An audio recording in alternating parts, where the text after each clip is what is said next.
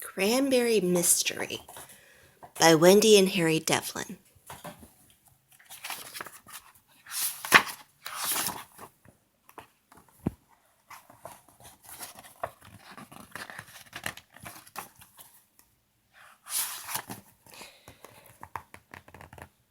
Red leaves, yellow leaves, orange leaves.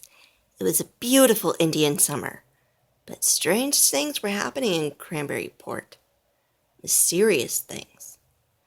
At grandmother's house on the edge of the cranberry bog, a great copper kettle disappeared. From the town hall, a gold weather vane had been taken, and an old striped pole was missing from the barber shop. Neighbors were beginning to eye one another uneasily. "Could it be the new butter and egg man?" asked the grocer. "It's always the old things that are taken. I wonder if it's that writer who lives in the red barn," asked the butcher.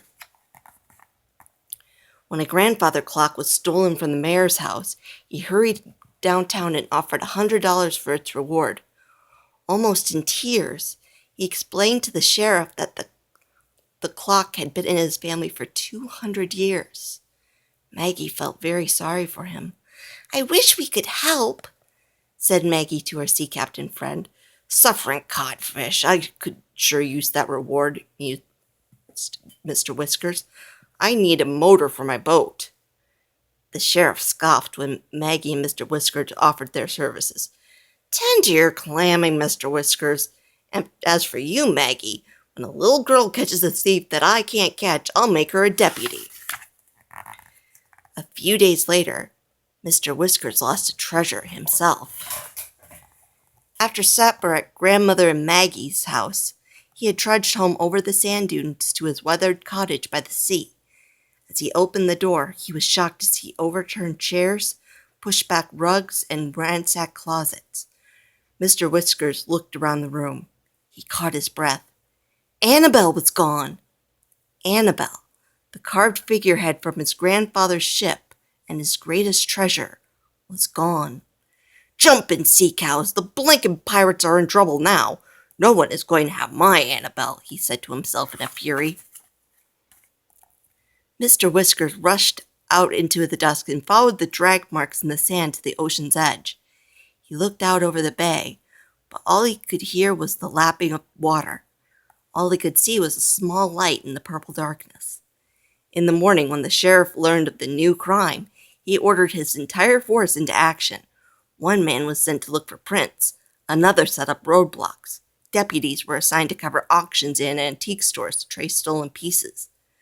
When Mr. Whiskers tried to sit down in the sheriff's office, the lawman was too busy to listen to the old sea captain's theory of where the robbers might be. So Mr. Whiskers wandered back to grandmother's house. Casually, he suggested a picnic on Sailmaker's Island. Grandmother wasn't interested. "How can anyone think about picnics when nothing is safe in Cranberryport?" she sniffed. But Maggie sensed that Mr. Whiskers had a reason. She asked grandmother if she could pack a picnic basket. She promised to be home early. Maggie, Mr. Whiskers, and the picnic basket were soon off for the deserted island. Mr. Whiskers bent to the oars of his little boat. Maggie's brown hair streamed behind in the ocean breeze. "Someday, Maggie, I'm going to get a motor," puffed Mr. Whiskers. The distance was short and the water calm. They were circling Sailmaker's Island when Maggie spied something ahead. "Look, Mr. Whiskers," she said in surprise. "There's a red boat tied in the cove." "Aha!" chuckled Mr. Whiskers. He seemed delighted to find company on the island. "Let's have a look," he whispered. Cautiously, they pulled the skiff up on the shore. Moving quietly, they searched the beach. Above the tide line, near some bushes, they discovered a pile of boxes, 4 fine old chairs, 2 desks, and, to Mr. Whiskers' great excitement, a carved wooden figurehead half covered in an old sail. Mr. Whiskers could hardly speak. "It's Annabelle," he croaked. "Suffering codfish! The blinkin' pirates can't be far away." Silently, Mr. Whiskers and Maggie crept up to the abandoned sailmaker's shed. On tiptoes, they peeked into the windows and then, with great care, pushed open a side door. No one was in sight. The shed was filled with old mirrors, paintings, and antiques. The smell of wax and varnish filled the air. "This must be where they fix up the old things," whispered Maggie. But the mayor's great clock was nowhere to be seen. "Maybe it's upstairs in the attic," she whispered softly. Maggie and Mr. Whiskers climbed the creaking stairs. Maggie had just discovered the mayor's clock in the attic room when they heard the door being slammed loudly behind them. Then they heard the rasp of a key turning in the lock. They were locked in. Startled, Maggie screamed. Mr. Whiskers exploded. "Open up, you blinking pirates!" he roared, banging on the door. No one answered his shout. There was only a mumble of rough voices downstairs. A few moments later, Mr. Whiskers heard the sound of a motor, and he rushed to see the tiny window to look out. He saw one man in the red boat heading out to sea with his own little skiff tied behind and Bobby in his wake. Both boats were piled high with boxes and chairs. "Maggie, we're marooned! Stranded!" Mr. Whiskers threw his hat on the floor. "He's stolen our boat and our picnic basket! We'll never get off his blinking island!" They pressed their ears to the door and heard the sounds of the other thief in the small kitchen below. Maggie began to think of grandmother and how worried she'd be. They had to get home. While Mr. Whiskers stormed around the room, Maggie sat on a crate in thought. There were stout ropes on the boxes in the room. She knew she was small enough to get through the little window, if Mr. Whiskers held the rope, and she could get back to the sheriff if she had something to float on. "I have it!" said Maggie excitedly.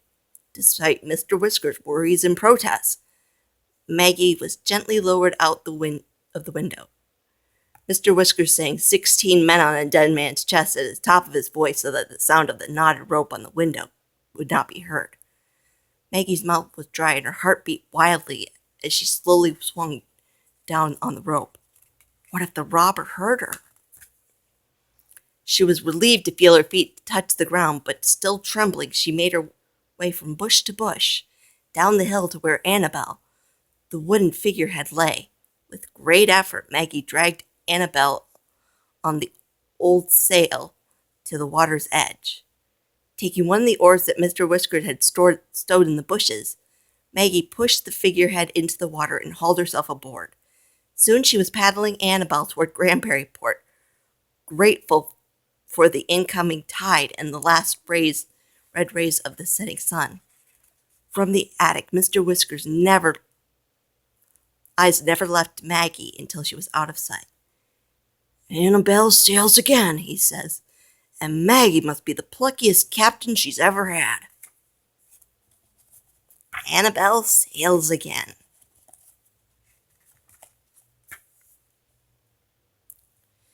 Now he turned to the work of loosening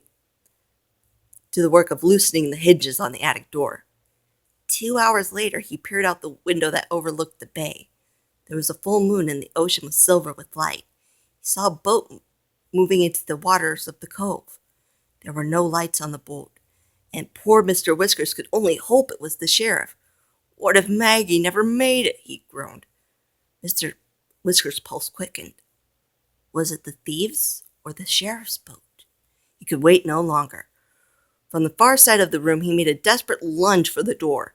Mr. Whiskers burst through the panels with a thunderous crash. He hurtled down the stairs and bounced once and landed smack on top of a burly thief. Mr. Whiskers rose. Groaning, the thief pulled himself up and ran for the door and into the arms of a tall man in a tan uniform. The sheriff! And right behind him stood 2 deputies and Maggie in warm, borrowed clothes. It was all over for the thief. He confessed that his partner would be back that night to collect the other stolen goods. One deputy marched him out to the boat, and the sheriff ordered the other deputy to wait for the thief's partner to return. "It looks as though you've turned up a real den of thieves," said the sheriff to Mr. Whiskers. "I'm glad it wasn't anyone from Cranberry Port," said Maggie. The sheriff smiled as he turned to Maggie. Here's the deputy badge I owe you. I want you to be handy whenever I have an important case. The reward is all yours, Maggie." "Oh, no," said Maggie. "Mr. Whiskers deserves it. He's the one who saw the lights on the island and suspected the thieves were here." "We'll share it equally, Maggie," said Mr. Whiskers. "Let's buy a motor for my boat." Much later, Grandmother hugged, scolded, and welcomed Maggie and Mr. Whiskers into her kitchen. Dinner was roast chicken, sweet potatoes, cranberry pie, and whipped cream. Mr. Whiskers, who had been crossed about missing his lunch, whooped, "Maggie, tonight I'm going to have 2 helpings of everything." It was a great feast, but after all, who deserved it more than the pair who had solved the mystery of Cranberryport? The end.